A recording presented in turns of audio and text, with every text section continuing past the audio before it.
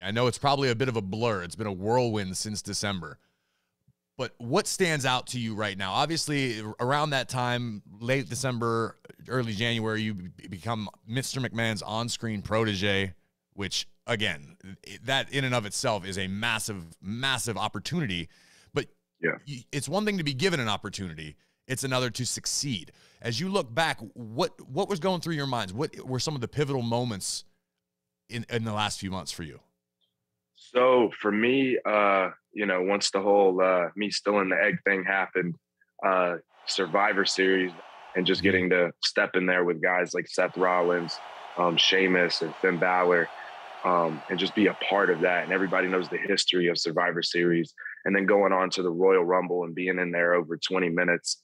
And then later being in Saudi Arabia for the Elimination Chamber and hanging in there with Brock Lesnar. I'm going to stop you right there because it caught wildfire on social media. The moment where the Beast Incarnate F5'd you from the top of a pod in the Elimination Chamber. Was that the scariest moment of your adult life?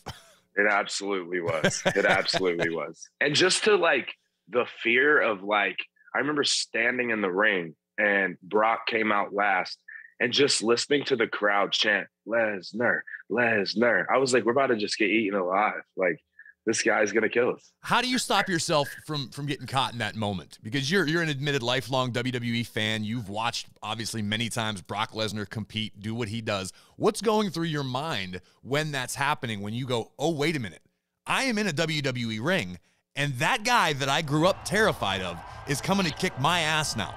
But you still know there's a job to do. You still have to perform and be on. How do you separate that? How do you keep it all together? I feel like in a way I don't. I mean, I was running from him. You know what I mean? I was like, you know what? This is now going to be a steel cage match because I'm getting the hell out of here. And that didn't work out too well for me. And I think that was one of the scariest moments in that match or so far in my career, was being that high up and having my head out of the Elimination Chamber and literally looking down and seeing Brock on the floor. And then next thing I know, as soon as I look back down, he's just grabbing my legs. And I'm like, what? How does a human move that fast? Everybody I've ever talked to about Lesnar says the same thing. It's almost the same story that Seth Rollins told me. There was a triple threat a few years back. It was Rollins, Cena, and Lesnar at the Royal Rumble. I don't remember the year. And there was a point where Rollins jumped over the barricade and Brock hurdled the barricade and grabbed him. And I was talking to Rollins after the match. I said, it looked like you were genuinely running for your life. And he goes, oh, I was. I felt like I was being hunted by a live tiger. And he said that it was the only thing he could compare Lesnar to, with the speed and how fast and how big and overwhelming Brock is. Rollins went, I was legitimately running away. I wasn't, taking a half step, waiting for him to come catch me. I was running for my damn life. And Lesnar still managed to yoke him up and then beat the hell out of him. Yeah, and you feel like after one of those experiences, you'd figure it out. But no, that's not the case, because I later had a match with Brock at Madison Square Garden, and it was the main event for the WWE title. Okay, and, stop again. Stop.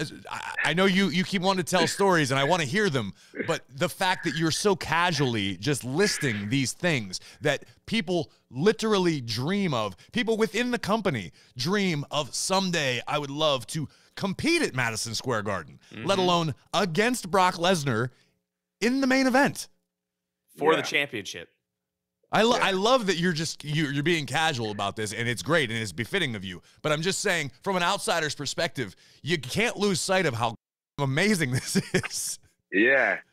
I guess for that story that I was just saying, I have to be a little casual and cool, because in that match, all I got in was a big boot in the beginning to his gut. And then, but actually now thinking it was actually not that way. I thought I was going to do a big boot to him. And I got the big boot. And after that, it was just Suplex City and an F5. So, yeah, I was trying to play it cool, but you know what? Never mind. They'll work out for me.